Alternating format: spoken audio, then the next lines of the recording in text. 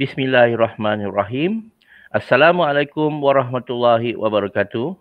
Bertemu lagi bersama kami, saya Cikgu Fitri dan bersama-sama dengan saya, Cikgu Izzat Iskandar dalam mata pelajaran Pendidikan Jasmani dan Kesihatan tahun 5. Hari ini kita akan membicarakan tajuk di unit 11, penyakit. Ya. Jadi sebelum tu, mari kita tanya khabar dulu. Apa khabar Cikgu Izzat? Terima kasih Cikgu Fitri kerana bersama dengan saya dalam PDPR kali ini. Okey, saya khabar baik Cikgu Fitri. Alhamdulillah. Alhamdulillah. Jadi hari ini kita akan belajar mengenai satu tajuk. Ya, walaupun ini bukan bidang kita, tapi kita kena bersama-sama menerangkannya, iaitu tajuk penyakit. Ada 4 tajuk penyakit hari ini, Cikgu Izzat, yang perlu kita terangkan. Betul, Apa tajuknya, Cikgu Izzat?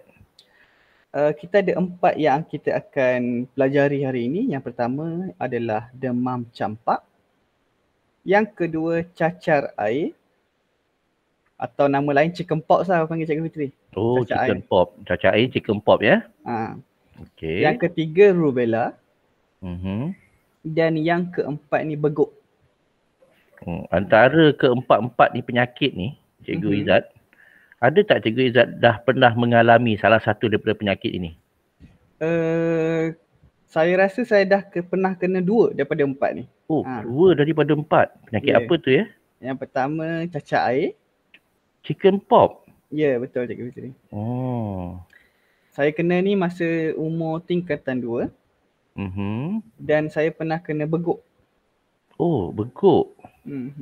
Mungkin nanti Cikgu Izzat bolehlah berkongsi ya bagaimana kita untuk menangani penyakit cacar air dan juga beguk nanti. Jadi murid-murid sekalian, bolehlah buka buku teks muka surat 88 dan 89 untuk kita sama-sama memahami mengenai tajuk ini. Jadi, kita akan teruskan dengan objektif dan juga kriteria kejayaan kita pada hari ini. Yang pertama adalah murid dapat membanding bezakan antara keempat-empat jenis penyakit yang berlainan. Jadi tadi dah sebut 4 tu dengan menjawab soalan kefahaman di hujung nanti dengan tepat. Ya, betul. Dan kriteria kejayaan kita hari ini ada satu sahaja, iaitu murid dapat menyatakan langkah pencegahan penyakit-penyakit ini dengan betul. Jadi dengan pengalaman yang Cikgu Izzat ada dan penerangan daripada buku teks, mari kita sama-sama mencegah penyakit-penyakit ini. Okey, jadi seperti mana yang tadi dah sebut, ini adalah senarai penyakit yang akan dipelajari yang ada dalam silibus kita, iaitu demam campak, cacar air, rubella dan juga beguk. Jadi kita akan pergi ke penyakit yang pertama, iaitu demam campak. Okay, jadi Cikgu Fitri, apakah simptom yang kita boleh nampak sekiranya seseorang itu menghidapi demam campak? Ya, jadi ada beberapa simptom yang boleh dikenal pasti secara zahirnya dan kita boleh lihat. Antaranya ialah demam, demam panas, selsema, sakit tekak, mata berair dan sensitif pada cahaya. Maksudnya bila mata kita berair, kita tidak boleh melihat cahaya secara terus. Kalau kita lihat cahaya, mata kita terasa pedih. Seterusnya, sakit otot dan juga batuk. Jadi murid-murid sekalian, itu saya tunjukkan juga gambar bagaimana keadaan penyakit demam campak, berbintik-bintik merah seperti itu.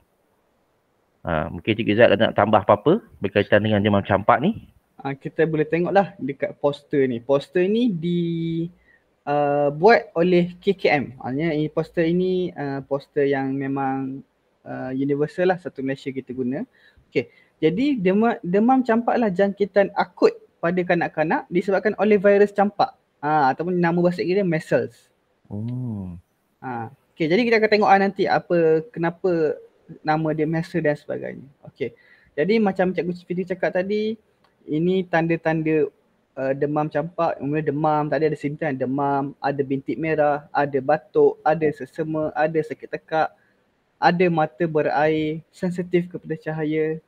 Lepas tu komplikasi demam campak ni dia boleh mengakibatkan kepada jangkitan pada telinga, jangkitan paru-paru, jangkitan kepada otak dan juga cirit birit. Jadi ini cara pencegahan dia lah Cikgu Fitri. Yang pertama suntikan imunisasi. Nanti kita akan tengok lebih detail lah. Dan ibu bapa hendaklah memastikan anak mereka mendapatkan imunisasi dengan suntikan vaksin. Jadi apakah suntikan vaksin kita akan tengok lah nanti. Itulah cerita berkaitan dengan demam campak ni juga Izzat. Saya pernah mengalami demam ini ketika usia saya kanak-kanak lah. Jadi kalau kita tengok gambar tadi tu, yang kulit bintik merah-merah tu, bukan saja di bahagian badan, tetapi juga hingga ke bahagian muka sebenarnya. Ya, itu pengalaman saya lah. Pengalaman saya. Tapi juga kita teruskan. Okey. Kita akan lihat pula kepada penyakit cacak air ataupun chicken pox. Okay, Cikgu Fitri, apakah simptom yang ada terhadap seorang pesakit cacak air? Okey. Simptomnya hampir sama dengan demam campak tadi, di mana pesakit itu akan berasa demam, demam panas, kemudian berasa letih, bintik merah, iaitu seperti ruam yang kecil yang mengandungi air dan berasa gatal. Kebiasaannya pesakit yang mengalami cacak air ini, dia berasa tidak selesa kerana bintik-bintik merah yang ada di tubuhnya itu mengandungi air. Dan seandainya air itu atau bintik merah itu pecah, air itu boleh menyebabkan kegatalan. Sebab kita kena pastikan pesakit ini sentiasa dalam keadaan yang kering. Jadi mungkin pengalaman Cikgu Izzat berkaitan dengan penyakit cacak air ini. Semasa saya kena cacak air ni, saya sudah berumur 14 tahun. Jadi agak besar lah. Jadi efek dia Cikgu Fitri, dia meninggalkan kesan parut Cikgu Fitri.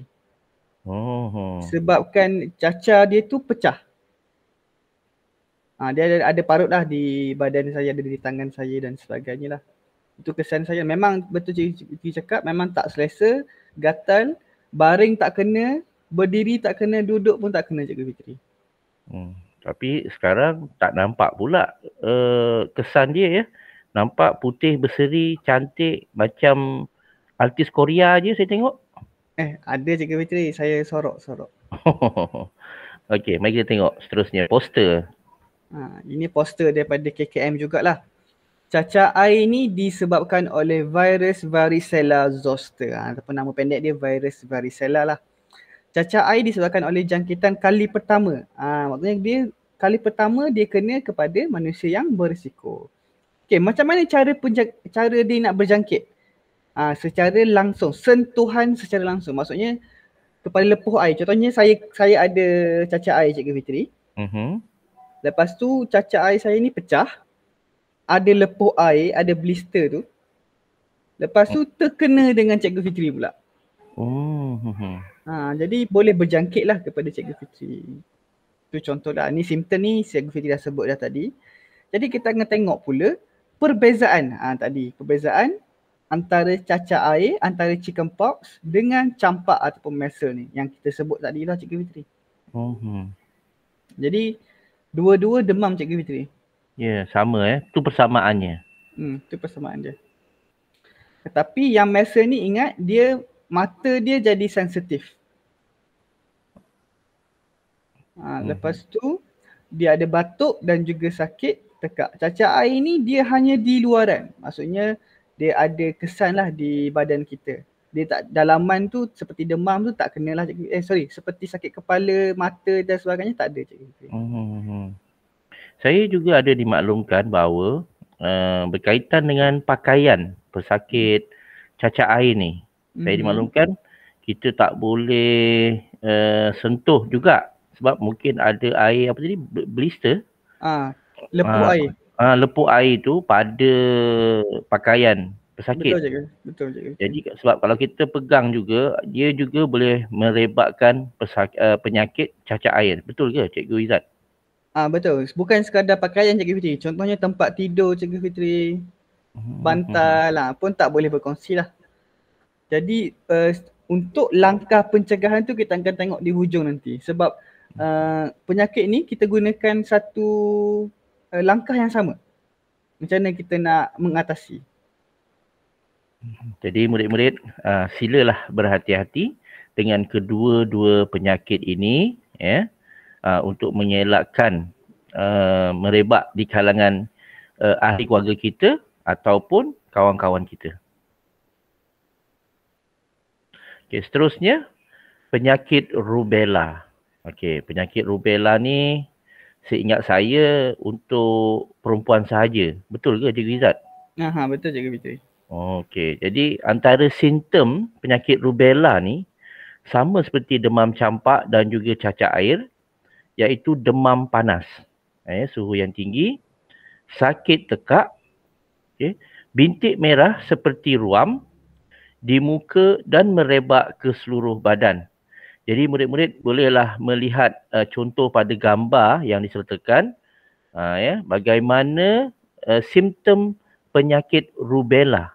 Hampir sama seperti demam campak, tapi bintik merahnya lebih banyak daripada demam campak. Okey, seterusnya. Dan yang terakhir adalah penyakit beguk. Ini saya pernah kena Cikgu Fitri. Dia akan bengkak di kita punya leher ni Cikgu Fitri. Antara leher dan juga rahang kita. Seperti yang dalam gambar tu ya? Seperti dalam gambar ni. Ini macam bengkak tu Cikgu Fitri. Okay. Jadi sama juga simptom yang pertama iaitu demam. Kita ada rasa sakit kepala, mulut kering. Dia disebabkan apa? Dia bengkak ni disebabkan oleh bengkak pada satu ataupun kedua-dua kelenjar parotik. Jadi apakah itu kelenjar parotik? Kelenjar parotik adalah kelenjar ileo. Maknanya kita punya kilang yang nak proses ileo dalam mulut kita tu Cikgu Fitri. Dia bengkak. Jadi dia tak boleh nak proses ileo seperti biasa dan kita akan sakit bila kita nak menelan makanan. Jadi kalau kelenjar tu sakit, adakah ileo tu masih ada Cikgu Izzat? Ada Cikgu Fitri, tapi macam bila dia sakit, kelenjar tu ada masalah, kita nak hasilkan ileo seperti biasa tu dia tak samalah. Itulah saya bila lihat ni gambar ni, bekaknya besar. Memang besar Cikgu Fitri. Kalau petua orang tua Cikgu Fitri, dululah petua orang tua dulu, petua orang lama, dia suruh letak nila Cikgu Fitri. Cikgu Fitri tahu tak? Ya. Saya pernah lihat situasi ini di sekolah kita. Ada murid datang ke sekolah tu, dia punya pipi dia tu berwarna biru. Jadi bila pipi warna biru tu, saya tanya juga kenapa pipi berwarna biru. Dia kata dia kena sakit beguk, dia kata. Tapi tak adalah sebesar yang seperti dalam gambar ni. Jadi kita akan lihat pula, inilah poster lah Cikgu Fitri berkaitan dengan beguk. Ni semua benda dah kita dah beritahu dah tadi berkenaan dengan kelenjar parotik. Dia mudah berjangkit dan virus merebak melalui titisan daripada mulut, hidung dan juga tekak. Maksudnya ini melalui droplet lah Cikgu Fitri. Maknanya kalau dia batuk, dia boleh merebakkan kepada orang lain? Batuk daripada dia punya hingus, daripada dia punya bersin. Jadi sepatutnya kalau ada gejala ini, kita tak benarkan murid datang sekolah ni. Memang tak boleh lah sebab ini adalah semua yang kita belajar ni Cikgu Fitri merupakan penyakit yang berjangkit Cikgu Fitri. Okay, jadi kita tengok pula, ini adalah langkah pencegahan kalau beguk lah, langkah awal yang ibu bapa boleh buat lah. Yang pertama, memberikan ubat untuk mengurangkan demam, sakit kepala dan juga sakit pada bahagian kelenjar ileo. Gunakan bungkusan ais ataupun bungkusan pad air panas untuk mengurangkan kesakitan. Maksudnya kita letaklah kat sini. Okey. Untuk mengurangkan kesakitan lah ni? Untuk mengurangkan kesakitan. Lepas tu letakkan tuala nipis pada bungkusan tersebut untuk melindungi kulit. Maksudnya tak boleh direct ais, tak boleh direct pad air panas. Maknanya kita letaklah tuala untuk elakkan untuk melindungi kita punya kulit. Jadi seterusnya, memberi minum air yang banyak untuk mengelakkan dehidrasi. Ya, kanak-kanak selalunya akan kurang minum air disebabkan bengkak dan sakit pada bahagian mulut mereka. Ya, seperti mana yang telah disebutkan tadi, selain daripada sakit pada bahagian mulut, ya, sakit juga di bahagian tekak. Jadi bila kita nak telan air tu, kita rasa sakit. Betul ke, Cikgu Izzat? Betul Cikgu Fitri. Jadi tetapi murid-murid perlu banyak minum air, ya, sebab untuk mengelakkan dehidrasi. Cikgu Izzat, apa maksud dehidrasi tu? Dehidrasi ni maksudnya kekurangan air dalam badan kita. Ya, betul ya. Jadi kita kena sentiasa minum air untuk mengurangkan, ya, pertamanya suhu badan kita yang panas. Jadi dengan adanya sentiasa minum air dapat menghindarkan tubuh badan kita daripada dehidrasi. Jadi murid-murid yang ada penyakit ini tidak perlu hadir ke sekolah ataupun berada di tempat-tempat awam kerana ia boleh merebakkan penyakit ini. Jadi tadi Cikgu Fitri kan, kita dah belajar tentang 4 jenis penyakit Cikgu Fitri. Ya. Kita belajar pasal demam campak, cacar air, kita belajar pasal rubella dan juga pasal beguk. Jadi kita kena ingat, ada cara pencegahan dia. Tapi cara pencegahan dia tak sama. Maksudnya untuk demam campak, rubella dan beguk kita gunakan satu pencegahan yang sama. Cacar air pula kita gunakan pencegahan yang berlainan. Jadi untuk demam campak, ingat demam campak, rubella, beguk kita cegah dengan pengambilan suntikan vaksin MMR ataupun dengan nama lain mumps, measles and rubella. Itulah. Sebanyak berapa kali Cikgu Fitri? Sebanyak 2 kali, iaitu ketika bayi yang berusia 9 bulan dan 12 bulan. Dan bagi negara kita, suntikan ini adalah wajib, ya, untuk membantu, ya, mencegah demam campak, rubella dan juga beguk. Ini memang wajib. Jika tidak, pertahanan atau antibodi badan kita tidak mampu untuk mengelakkan demam campak, rubella dan beguk tadi. Jadi bagaimana dengan cacar air, Cikgu Izzat? Okey, tadi kita ambil vaksin MMR. Cacar air kita ambil nama dia vaksin varicella. Varicella nama dia, ya. Jadi semua penyakit ini adalah jenis penyakit berjangkit. Jadi untuk mengurangkan risiko, kita perlu mengasingkan pesakit ini dan elakkan menyentuh bahagian yang sakit serta elakkan berkongsi barang peribadi dengan pesakit ini. Seperti mana yang Cikgu Izzat dah sebut tadi, kita tak boleh tidur bersama dengan mereka, tidak boleh berkongsi barang peribadi, ya, berkongsi tempat tidur. Ya, kita kena elakkan dan berhati-hati. Mungkin pengalaman Cikgu Izzat berkaitan dengan penyakit berjangkit ni. Semasa saya kena tu memang saya di kuarantin lah, maksudnya Cikgu Fitri. Saya diasingkan lah. Duduk di bilik sendiri, mandi di tandas yang berlainan. Tandas pun lain, ya? Semua kita kena, sebab kita takut mungkin ada droplet ataupun air liur kita ataupun lepuh air kita yang keluar kan, lekat di mana-mana. Kita tak naklah penyakit ini dijangkiti pula oleh ahli keluarga kita yang lain. Jadi murid-murid sekalian, jadi ini adalah antara cara-cara pencegahan. Saya percaya semua murid-murid telah pun menerima kedua-dua vaksin tadi untuk mencegah. Walau bagaimanapun tidak mustahil, ya, penyakit ini walaupun kita dah divaksinasi, kita masih lagi berisiko untuk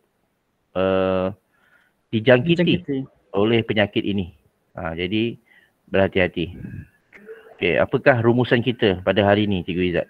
Okey, yang pertama kita dah belajar keempat-empat jenis penyakit ini adalah contoh penyakit jenis yang berjangkit. Maksudnya Bila cakap penyakit jenis berjangkit ni, langkah pencegahan dia berbeza. Okey Cikgu Fitri. Apa contoh penyakit yang tak berjangkit Cikgu Fitri? Oh, susah juga nak jawab ni. Yang tidak berjangkit. Maksudnya dia tak perlu kuarantin lah Cikgu Fitri. Tak perlu kuarantin ya. Demam denggi? Adakah demam denggi ni satu penyakit berjangkit? Saya rasa berjangkit Cikgu. Contoh penyakit tak berjangkit Cikgu Fitri. Contohnya? Yang paling mudah Cikgu, patah kaki Cikgu Fitri. Alamak, patah kaki bukannya penyakit. Itu cari penyakit. Itu contoh je lah Cikgu Fitri. Maksudnya penyakit jenis berjangkit ni dia punya langkah pencegahan dia berbeza. Namun untuk penyakit yang kita dah sebut tadi adalah melalui suntikan vaksin MMR dan juga vaksin varicella. MMR, mumps, measles, betul? Measles dan juga rubella. Okey, itu ya. Maksud MMR. Jadi sekiranya terdapat ahli keluarga kita yang terkena penyakit ini, maka jangan panik, ya. Jangan rasa terkejut, takut dan sebagainya. Jadi langkah-langkah pencegahan perlu diambil seperti pengasingan, macam kita cakap tadi, pesakit diasingkan dalam satu bilik khas, bilik air pun tidak berkongsi, tidak menyentuh bahagian yang sakit dan elakkan berkongsi barangan peribadi. Jadi Cikgu Izzat, berkaitan dengan tajuk ini, satu tajuk yang menarik untuk kita semua, juga untuk murid-murid. Kita belajar tentang penyakit, jadi jangan panik. Ya. Cikgu Izzat pun ada pengalaman, saya sendiri pun ada pengalaman. Walau bagaimanapun, belum tentu apabila sekali kita dah kena, kita tidak kena lagi selepas itu. Betul ke Cikgu Izzat? Betul Cikgu Fitri. Ini adalah pencegahan awal Cikgu Fitri. Jadi jika ada ahli keluarga kita yang terjangkit dengan penyakit ini, langkah-langkah pencegahan seperti mana yang kami sebutkan tadi perlulah diberi perhatian. Mungkin kalau ada murid-murid yang nak berkongsi pengalaman sendiri yang kalau ada terkena daripada 4 penyakit ni Cikgu Fitri. Boleh. Mungkin murid-murid bolehlah menulis pengalaman dalam Google Form yang akan saya berikan pada soalan yang ke-10. Murid-murid boleh berkongsi berkaitan pengalaman murid-murid dalam menangani keempat atau kesemua pesakit yang kita sebutkan tadi. Nanti kita boleh bacalah sama-sama. Tak mustahil Cikgu Fitri, ada juga murid yang tak pernah kena pun antara 4 penyakit ni.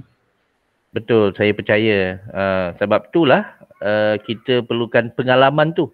Sekurang-kurangnya bila kita dah baca, mungkin di perjumpaan seterusnya kita akan kongsikan langkah-langkah pencegahan macam Cikgu Izzat sebut tadi. Ada beberapa petua, kalau Beguk tadi letak nila, mungkin penyakit-penyakit lain pun sama.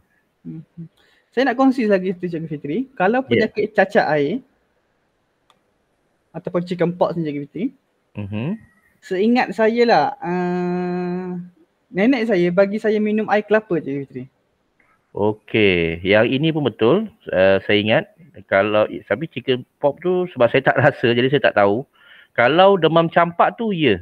Bila saya ingat saya tujuannya kita minum air kelapa muda ni supaya mempercepatkan lagi proses ruam tu. Jadi bila ruam tu cepat keluar, maka kita akan cepat sembuh. Tetapi ia bergantung kepada ketahanan tubuh badan kita. Tahan atau tak tahan. Sebab ada di antara kita memang betul-betul tak selesa. Kita memang tak tahan. Saya tak pasti, mungkin Cikgu Izzat dia tahan badannya. Jadi bila dia minum air kelapa tu, kalau chicken pox tu pengalaman saya, dia akan mempercepatkan proses keluarnya cecair. Cecair chicken pox tu lah daripada badan kita. Jadi itu adalah contoh, bukannya itu adalah yang telah langkah pencegahan yang betul. Itu adalah petua orang lama. Ya, itu sekadar petua dan saya percaya ibu bapa murid-murid juga ada petua tersendiri. Ya, mungkin ibu bapa murid-murid juga pernah mengalami salah satu daripada 4 penyakit tadi, dan kita boleh juga berkongsi apakah petua yang diamalkan ya untuk mengurangkan kesakitan penyakit tadi. Mhm. Jadi kita dah disampai di penghujung rancangan kita, Cikgu Fitri. Ya. Jadi apakah harapan Cikgu Fitri kepada murid-murid kita? Harapan saya kepada murid-murid, apabila mengetahui tentang keadaan penyakit ini, jangan panik, jangan panik, jangan takut. Kita dah belajar, boleh rujuk muka surat 88 dan 89. Bagaimana hendak menangani penyakit ini.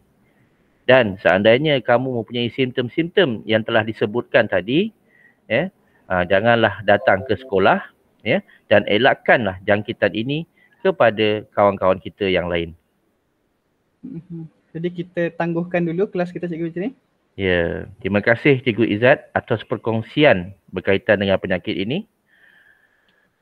Terima kasih juga kepada Cikgu Fitri kerana bersama dengan saya dalam menerangkan topik pada kali ini. Jadi kita tangguhkan dulu kelas kita dan kita akan berjumpa di minggu hadapan, insya-Allah. Terima kasih semua. Assalamualaikum warahmatullahi taala wabarakatuh dan goodbye. Okey, Assalamualaikum. Jumpa lagi.